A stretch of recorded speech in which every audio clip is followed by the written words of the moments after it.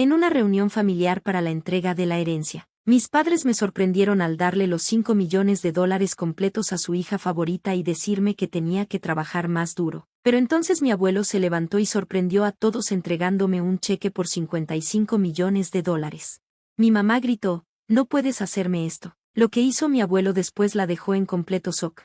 Hola a todos, me llamo Becky Lynch, tengo 28 años y soy la oveja negra de mi familia, o como a mi mamá le gusta decir, la decepción. Nunca fui la hija favorita, ese papel le pertenecía por completo a mi hermana mayor, Melissa. Ella era la hija perfecta, estudiante de excelencia, graduada de una universidad de élite, casada con un neurocirujano y mamá de 2 niños adorables. Mientras tanto, yo era la chica que abandonó la universidad, empezó un pequeño negocio de arte y rentaba un modesto departamento de un cuarto en la ciudad. Mis padres casi ni me volteaban a ver, a menos que fuera para criticar algo que dije, hice o vestí. Mi mamá siempre me recordaba que el éxito significaba estabilidad y números en la cuenta bancaria, no pinturas en un estudio pequeño. Mi papá, él solo asentía y se quedaba callado. Supongo que era más fácil así. A pesar de todo, todavía los quiero. Seguía asistiendo a cada cumpleaños, cena navideña y reunión familiar, esperando un poco de calidez. Pensaba que tal vez algún día verían que yo también tenía valor. ¿Qué importaba? Esa ilusión se rompió por completo el domingo pasado. Estábamos todos reunidos en la finca de mis padres, la casa grande en la colina en la que nunca me habían invitado a vivir, ni siquiera en mis peores momentos. Mis padres habían invitado a todos bajo el pretexto de un brunch familiar, pero algo se sentía raro desde que entré. La mirada brillante de mi mamá, la sonrisa engreída de Melissa que no podía ocultar. La tensión en el aire era densa, aunque todos los demás parecían relajados. Íbamos a la mitad del postre cuando mi papá chocó su copa de vino y se levantó. Gracias a todos por venir. Hoy no es solo un brunch, también es el día en que finalizamos el plan de la herencia. Decidimos entregar nuestra finca y activos ahora, en lugar de después de que ya no estemos. Así podremos ver crecer nuestro legado. Me quedé congelada. Ni siquiera sabía que esto estaba pasando. Nunca lo habían discutido conmigo. Mi corazón latía con fuerza. Él aclaró su garganta. Hemos decidido darle los 5 millones completos del fideicomiso familiar a Melissa. Ella se lo ha ganado, sus logros, su estilo de vida, su dedicación a todo lo que esperábamos de una hija. Becky me miró, y por un momento vi algo, duda, culpa tal vez, pero desapareció. Tienes que trabajar más duro. La vida no recompensa a los soñadores. Becky, elegiste otro camino y lo respetamos. Pero esta herencia es una inversión, y Melissa es la mejor inversión. Los miré fijamente, abrí la boca, pero no salió ni una palabra. Mi cara se quedó sin sensación. Escuché murmullos incómodos alrededor de la mesa, la gente moviéndose en sus sillas. Melissa me miró con una sonrisa a medias disculpándose, a medias satisfecha, esa que decía, esto siempre iba a ser mío. Me levanté, sin saber bien qué iba a decir, pero antes de que pudiera hablar, se escuchó una silla arrastrarse en el extremo del salón. Todas las cabezas se voltearon hacia el sonido. Era el abuelo Henry, el papá de mi mamá, ahora de 84 años. Caminaba con un bastón y usualmente se quedaba callado en estos eventos, pero esta vez parecía furioso. Sus ojos se clavaron en mi mamá y luego en mí. Becky, ven aquí, dijo con voz firme. Caminé hacia él lentamente, aún aturdida. Metió la mano en su saco y sacó un sobre blanco y limpio. Me lo entregó con las manos temblorosas. Esto es para ti, dijo. Vendí unas propiedades viejas que tenía en Irlanda, $55 millones. Es todo tuyo, Becky, todo. Todo el cuarto se quedó en silencio. Mi mamá jadeó, mi papá parpadeó, la cara de Melissa se cayó, incrédula.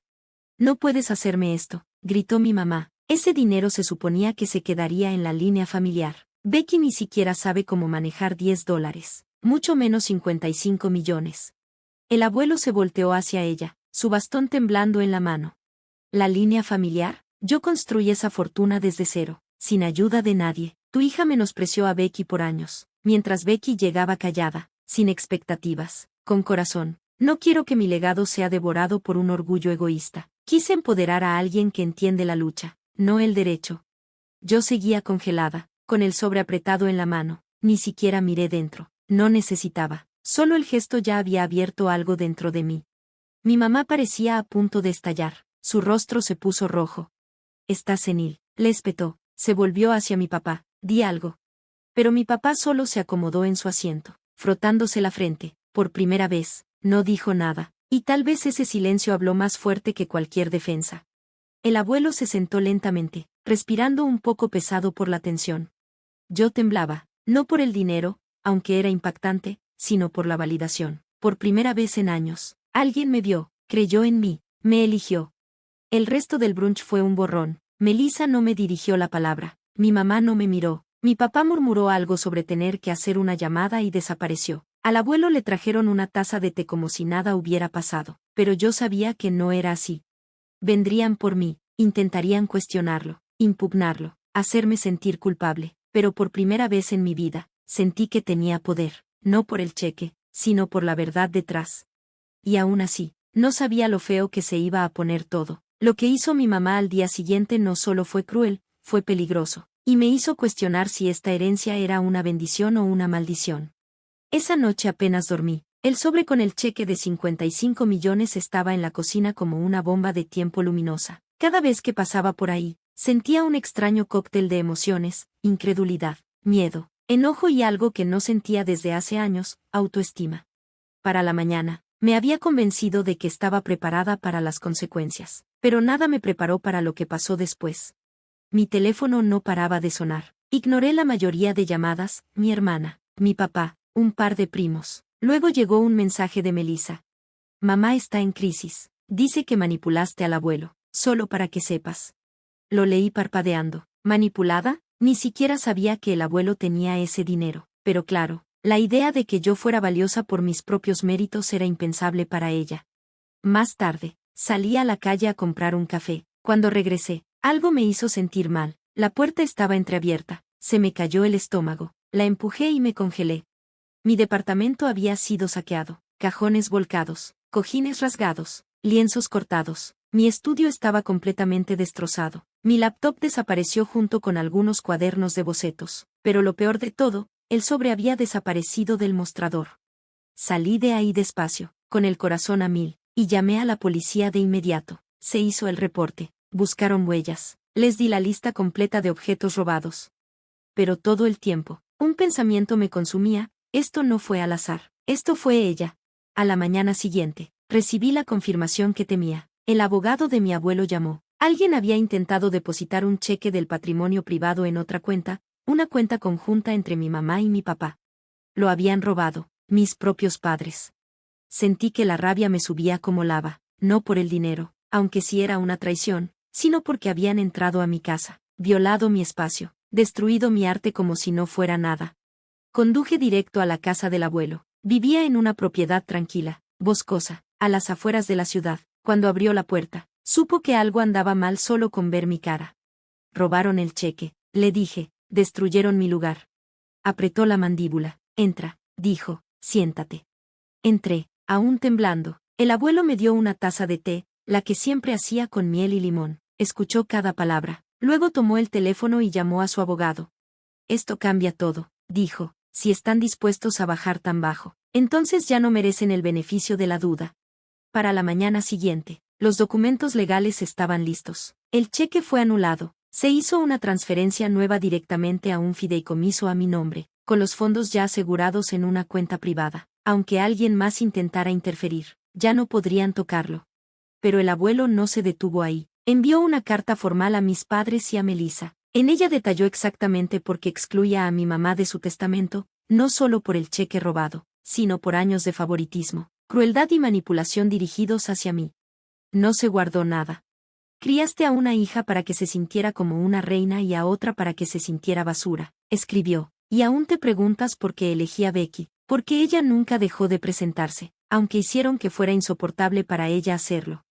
El chat familiar explotó. Mi mamá me acusó de haberle dado la espalda al abuelo. Melissa intentó hacer de pacificadora, pero sus mensajes olían a interés propio. Mi papá rompió su silencio con un solo mensaje escalofriante. Te arrepentirás de destruir a esta familia. Pero yo no respondí, ya había terminado. Lo que siguió dejó a todos más sorprendidos que la herencia. El abuelo me invitó a mudarme a su finca. Es demasiado grande para mí ahora, dijo, y necesita a alguien que realmente la cuide. Ayúdame a cuidar la propiedad. Quédate todo el tiempo que quieras. Acepté, no porque quisiera una mansión o lujo, sino porque por primera vez sentí un hogar, un lugar donde no tenía que estar siempre a la defensiva. Melissa apareció en las rejas una semana después. La vi desde la ventana de arriba. Tocó el interfono 3 veces antes de que el abuelo contestara. No eres bienvenida aquí, dijo calmado. Melissa gritó algo sobre lealtad y traición, pero fue inútil. Las rejas nunca se abrieron. Entonces llegó el punto de quiebre. Mi mamá se hizo pública en Facebook, de todas partes. Publicó una historia larga y dramática sobre cómo su padre había sido manipulado por su nieta artista fracasada y emocionalmente inestable. Lo presentó como abuso a un adulto mayor. Alegó que yo lo había aislado. Etiquetó a casi todos los familiares, amigos y conocidos de la iglesia.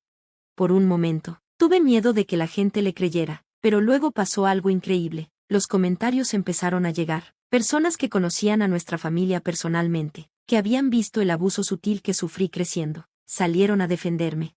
Becky siempre fue el archivo expiatorio, escribió un primo. Otro agregó, hasta una vieja amiga de la secundaria me escribió en privado. Yo iba a tu casa y me daba tanta pena verte. Melissa era la favorita, todos lo sabían. Me alegra que por fin te estén viendo. La marea cambió. Mi mamá borró la publicación 2 días después, pero el daño a su reputación ya estaba hecho, no al mío.